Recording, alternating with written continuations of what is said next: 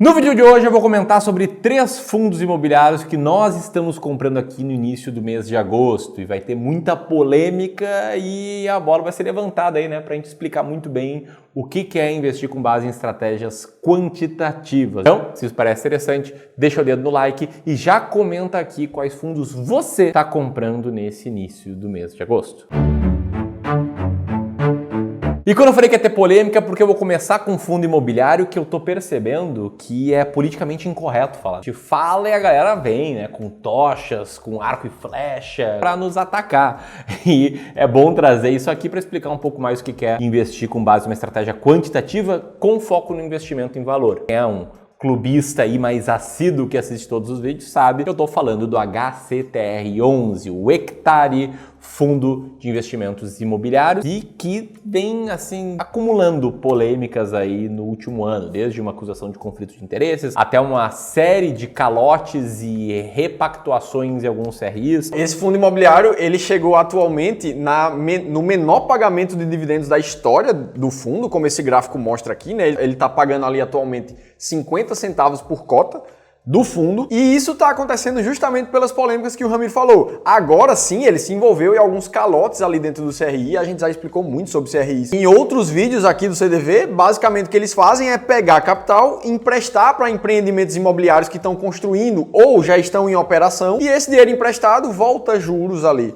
para o cotista, que vira dividendos no seu bolso. Então, no momento em que ele empresta esse dinheiro para alguém e esse alguém não consegue pagar do jeito que deveria esse dinheiro, o dividendo vai sofrer, não tem como. E o que a gente vê é que no relatório do HCTR, vários dos CRIs que estão na carteira estão ainda inadimplentes, como a gente consegue ver nesses círculos vermelhos aqui na lista dos CRIs. Além deles, existem os círculos amarelos que mostram os CRIs que ainda estão em negociação para ver se vão conseguir pagar a parcela ou se não. E ainda assim, existem os fundos que já pagaram, mas pagaram com uma negociação diferente. Muitas vezes o Hectare conseguiu dar um desconto no aluguel daquele pessoal ou conseguiu dar um prazo maior para a dívida ser paga, e isso tudo afeta diretamente o recebimento de dividendos do fundo. Isso aí é basicamente o risco em ação. Esse é um fundo imobiliário cuja carteira estava indexada dessa seguinte forma, né? A maior parte pagando IPCA mais 10,7% ao ano, uma parte está pagando IGPM mais 11%, pagando CDI mais 4,6%, que são taxas bem acima da média de outros fundos imobiliários de papel. Que indica que esse fundo aqui é um fundo que procura ter um yield maior, né? Ele é um fundo tipo high yield, e como a gente sabe que não existe almoço grátis, em troca de uma busca de um yield maior, ele aceita correr um risco maior. Dito isso, esse risco aconteceu em parte, né? Vários CRIs ficaram inadimplentes, várias estão em negociação.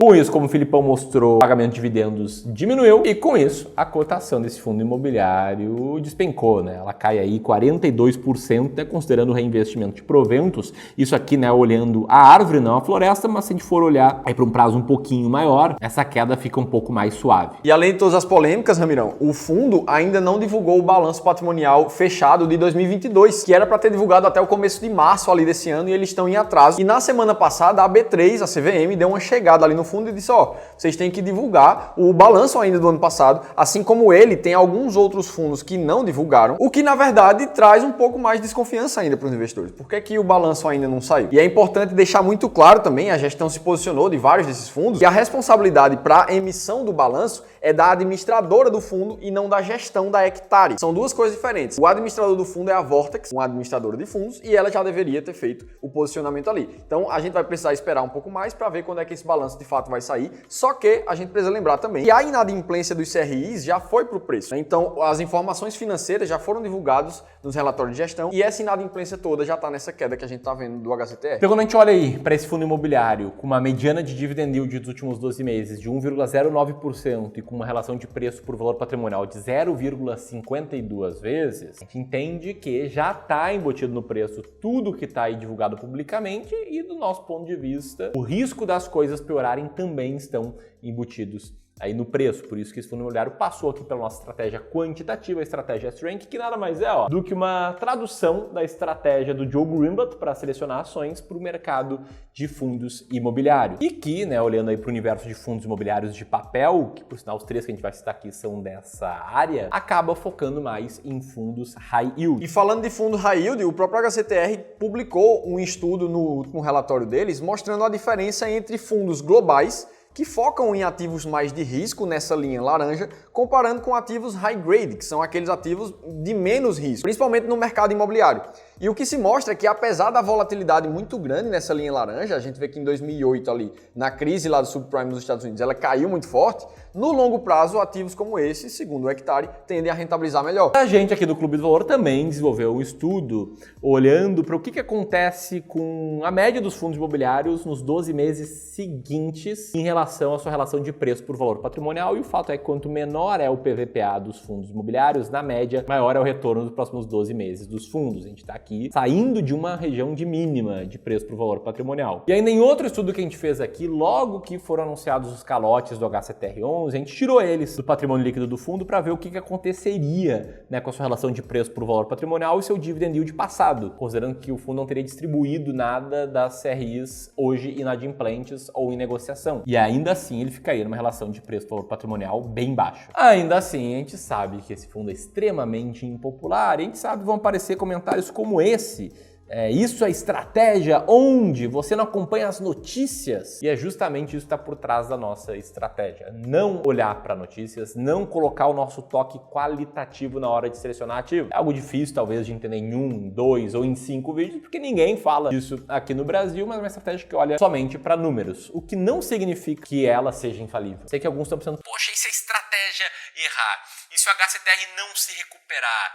E se o DEVA11, que é outro fundo, né, da estratégia, cair ainda mais? Bom, o gancho perfeito para eu falar que as nossas estratégias aqui no clube, elas são olhadas e construídas com base em dois princípios. Primeiro, preservar o patrimônio e depois multiplicar. Sei que pode parecer estranho falar em preservar fundos imobiliários despencando, mas o fato é que a gente faz isso entendendo que fundos imobiliários devem ser uma parcela menor da carteira de longo prazo de qualquer investidor. Aqui dentre os nossos clientes de Wealth, tem muitos clientes que têm ali cerca de 10% em fundos imobiliários. Vou até trazer o exemplo aqui de uma carteira ideal de alguns clientes nossos, né, clientes mais conservadores, em que a parte renda variável representa 30% e a parte de fundos imobiliários 10%. E já para clientes mais arrojados, aqueles caras que aguentam muito risco e que a gente monta carteiras mais arrojadas, ainda assim a parte de fundos imobiliários muito raramente é superior a 33% da carteira. Que não existe certo ou errado, tá? Não tem alocação melhor ou pior que a outra,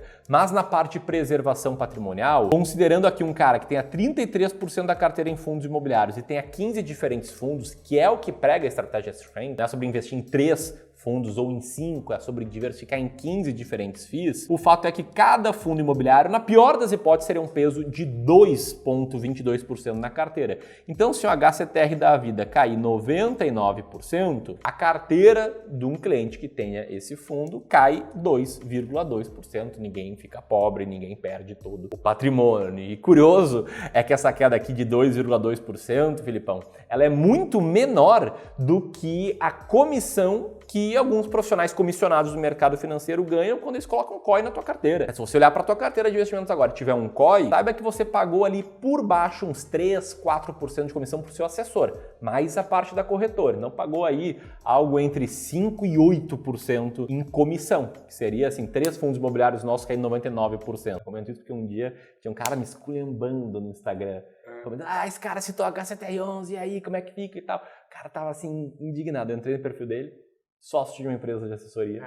Entra no site lá, pá, COI na cara. Enfim, nem respondi, só bloqueei o cara. Mas o ponto é que vale muito trazer esse contexto para você entender que todas as decisões aqui são dentro de um contexto. Depois de todos os disclaimers, temos mais um fundo de papel aqui, como o Ramirão falou no começo. Fundo focado em CRI, e basicamente 89% da carteira dele está nessa classe de ativo e tem um restinho espalhado ali entre caixa e outros fundos imobiliários. Esse fundo aqui, ele está presente no Brasil inteiro, bem diversificado ali, em todas as regiões e na maioria dos estados do Brasil. E ele tem dentro da carteira 3 estratégias diferentes. Primeiro é que eles chamam de Core, onde ele busca comprar CRIs de segmentos bem diversificados ali, vários segmentos como mostra essa imagem, muito focado focados em gerar dividendos ali para dentro do fundo imobiliário e conseguir pagar para o cotista. Então, praticamente 80% do fundo está dentro dessa estratégia que eles chamam de core. Então, dentro dessas 3 estratégias todas somadas, o fundo hoje está com alocação no indexador, principalmente IPCA de inflação, sendo 55% sem considerar variação negativa, ou seja, se vem deflação no país, esse fundo não é tão impactado, e outros 19% também são inflação IPCA, que sofre ali com a inflação negativa também. Tem um ponto, né, Filipão, que vai trazer aqui, que esse é um outro fundo high yield. Se for olhar a remuneração ali da carteira do fundo, uma parte relevante, aquela parte do IPCA, é IPCA mais 10,6%.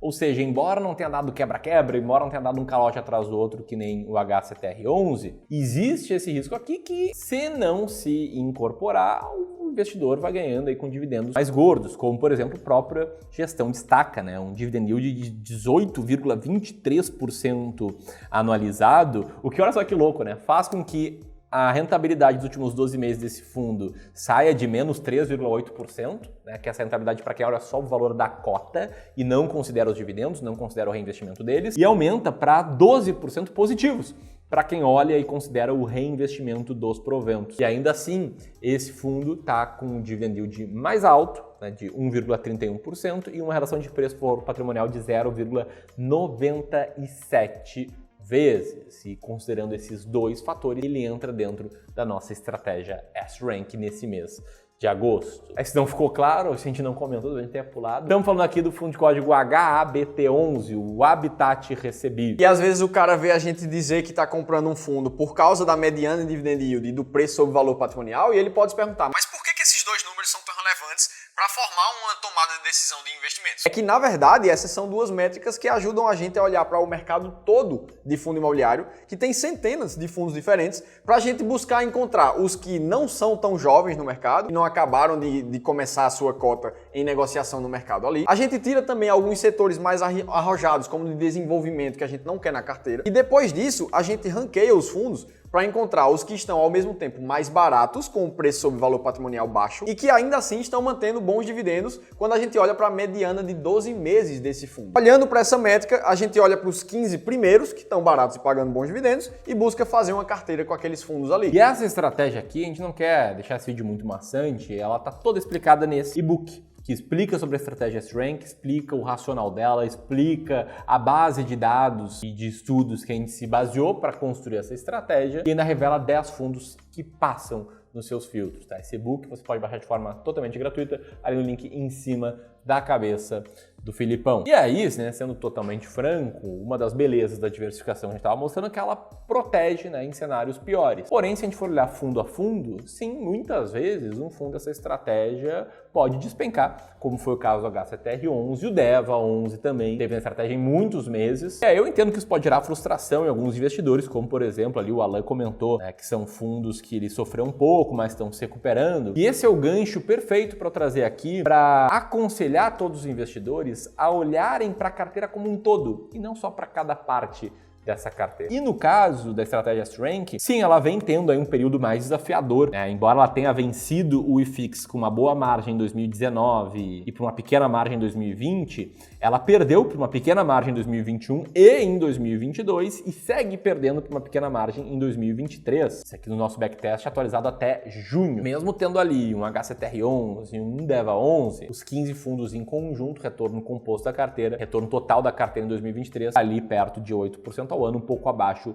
do IFIX. E quando a gente fala de um fundo específico, eu poderia aqui ficar, né, me vangloriando do RBRF11, que estava na carteira ali em janeiro, as carteiras aqui são de 12 meses, já rendeu 34% nesse ano. Ou ainda citar tantos casos de fundos que estão subindo 20%, 25%, 18%, 19%, mas aqui a gente tem que mostrar e focar no todo. E olhando apenas para números, a gente chega aí no terceiro fundo imobiliário. Mais um fundo aqui de CRI, basicamente toda a receita desse fundo ali vindo dos CRIs, e ele está bem focado tanto no segmento residencial quanto logístico, o resto é um pouco mais pulverizado ali em shoppings e varejo. De localidade, ele está praticamente 90% ali no sudeste. E nos indicadores da carteira, esse sim, a gente vê uma rentabilidade de 75% da carteira do fundo alocada em IPCA mais 7%, mostrando que o Ramirão sempre fala aqui, que uma taxa um pouco mais baixa demonstra um risco um pouco menor dentro da carteira desse fundo. E a gente olha para o resultado dos últimos 12 meses ali no Google, se você digitar o código desse fundo, você vai ver uma queda de mais de 90%, sendo que o resultado correto mesmo é que nos últimos 12 meses ele teve uma valorização de 19%. E isso acontece porque esse é o antigo fundo FEX C11, que teve inclusive um desdobramento ali em janeiro de 2023, tornando cada cota que custava R$80 em apenas R$8 somente para deixar mais acessível para os cotistas. Mas quem é clubista raiz já sabe que isso não muda em nada na estratégia de investimentos do investidor. E esse fundo aqui, ele passou pelos filtros da S-Rank por conta da sua combinação, né? A gente olha para os dois fatores que o Filipão comentou, de preço por valor patrimonial de 0,91 vezes e de mediana dividend yield de 1,15%. A gente está falando aqui do fundo imobiliário de código BTCI11. E aí, se você se identificou com a estratégia e quer conhecer ela melhor, vou deixar aqui o link para um e-book para você fazer o download, explicando a estratégia, revelando outros 4 fundos imobiliários aí baratos nesse mês. E aqui está a nossa estratégia de seleção de ações, né? No vídeo que a gente publicou aí recentemente também, mostrando ações que a gente está comprando, baita complemento a esse. Era isso, um grande abraço, boa semana e até mais.